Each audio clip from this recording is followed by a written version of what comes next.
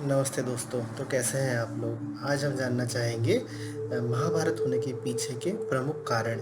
तो इसमें का पहला कारण था शांतनु का दूसरा विवाह। यदि आप जानते होंगे तो शांतनु के 2 विवाह हुए थे। पहला हुआ था गंगा देवी के साथ और दूसरा हुआ था सत्यवती के साथ। गंगा से भीष्म की उत्पत्ति हुई थी और सत्यवती से चित्रांगद और विचित्रवीर्य की।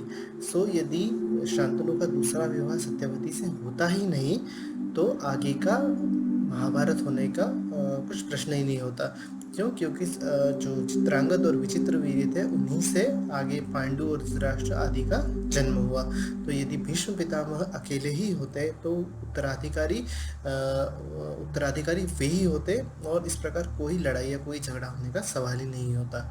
दूसरा जो कारण था वो मुझे ये लगता है कि जो सत्यवती के पिता थे उन्होंने रखी हुई शर्त महाभारत होने का दूसरा कारण था। चलिए मान लिया कि जो शांतनु थे उनका दूसरा विवाह हो भी जाता तो भी भीष्म पितामह ही प्रमुख उत्तराधिकारी होते और भीष्म पितामह की आने वाली संतानें ही उत्तराधिकारी होती, सत्यवती की नहीं होती। सत्यवती की नहीं होती तो जो महाभारत में जो पांडु और धृतराष्ट्र के बीच का जो सत्ता संघर्ष था वो भी नहीं होता। परंतु सत्यवती के पिता ने यह शर्त रखी कि यदि भीष्म पितामह यदि आजीवन राजपाट से दूर रहेंगे, सत्ता से दूर रहेंगे तो ही वो जो सत्यवती है उनकी शादी शांतनु से करवाएंगी। इसलिए भीष्म पितामह ये प्रतिज्ञा करते हैं कि वो राजपाट से दूर रहेंगे। परंतु सत्यवती के पिता एक और शर्त रखते हैं कि ये तो चलो राजपाट से दूर रहेंगे, पर यदि इनकी आने वाली संतानें यदि राजपाट के लिए मोह करेंगी तो क्या होगा। इसलिए फिर भीष्म पितामह ये प्रतिज्ञा करते हैं कि वे आजीवन ब्रह्मचारी रहेंगे। इस वजह से भीष्म पितामह और उनकी आने वाली संतानों का अस्तित्व ही खत्म हो गया। केवल जो उत्तराधिकारी थे वो सत्यवती के ही पुत्र होने वाले थे। तो यह जो था ये दूसरा कारण था जो महाभारत होने का कारण है। तीसरा था धृतराष्ट्र और पांडु का सत्ता संघर्ष।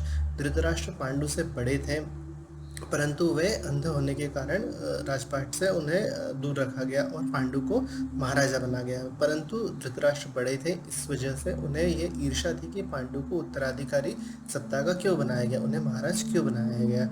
इसलिए फिर जो था इन दोनों के बीच में भी सत्ता संघर्ष चलता रहा। पांडु के मृत्यु के उपरांत फिर धृतराष्ट्र को जो है महाराज बनाया गया मजबूरियों के चलते। परंतु फिर भी जब धृतराष्ट्र के पुत्र दुर्योधन हुए और जो पांडु के पुत्र युधिष्ठिर थे उनमें सत्ता संघर्ष ये था कि पांडु जो थे वो पहले महाराज थे, तो इस अधिकार से युधिष्ठिर जो है वो उनके उत्तराधिकारी होने की वजह से वो महाराज बनेंगे। परंतु अभी वर्तमान राजा जो है धृतराष्ट्र है तो उनके पुत्र जो है दुर्योधन वो महाराज बनेंगे। इस प्रकार ये इन दोनों के बीच में सत्ता संघर्ष शुरू हुआ। अगला कारण जो है ये मुझे लगता है वो है कर्ण का भी पांडव होना, यह सत्य छुपा होना। माना कि दुर्योधन और युधिष्ठिर और दुर्योधन और पांडवों के बीच में जो था ईर्ष्या थी। दुर्योधन कभी नहीं चाहता था कि पांडवों को सत्ता मिले, परंतु जो कर्ण थे वो दुर्योधन के परम मित्र थे और उन्हें दुर्योधन को कर्ण को सत्ता देने में कोई भी दिक्कत नहीं थी, कोई भी प्रॉब्लम नहीं थी। परंतु ये सत्य छुपा हुआ था कि कर्ण भी एक पांडव है, ज्येष्ठ पांडव है। यदि ये सत्य छुपा हुआ नहीं होता तो पांडवों की तरफ से भी कर्ण को as a Raja, as a महाराजा चुना जाता और दुर्योधन भी जो भी था वो भी चाहता कि हाँ अपना मित्र ही राजा बना है। वो एक कारण था। यदि वो कारण यदि नहीं होता, यदि कुंती समय पर बता देती कि जो कर्ण है वो भी वही उनके ज्येष्ठ पुत्र है, युधिष्ठिर नहीं, तो उस केस में जो है ये महाभारत युद्ध टल सकता था। अगला कारण जो मुझे लगता है वो है द्रौपदी का दुर्योधन जो द्रौपदी थे उन्होंने दुर्योधन का जो अपमान किया था। तो जब यदि आपको याद होगा तो राजसूय यज्ञ के समय जब दुर्योधन और कौरव जो है वो इंद्रप्रस्थ आते हैं उस समय जो उनका महल होता है वो बहुत मायावी महल होता है। कहीं पे भी जो आपको फर्श दिख रही है वो पानी होती है, कहाँ जहाँ पे पानी दिख रहा है वो फर्श होता है। इस प्रकार से अलग अलग जो है मायाएं रची हुई होती है। तो उसमें उस माया में फंस के जो दुर्योधन जो रहते हैं वो एक पानी के कुंड में या स्विमिंग पूल आप जिसे बोलेंगे उसमें गिर जाते हैं और जो है द्रौपदी उनके ऊपर हंसती है और कहती है कि अंधे का पुत्र अंधा। ये जो अपमान है यदि ये नहीं हुआ होता तो द्रौपदी के जो बदला लेने की जो एक आशा है वो दुर्योधन के मन में आती नहीं। तो ये भी एक कारण था जो महाभारत होने का मुख्य कारण था।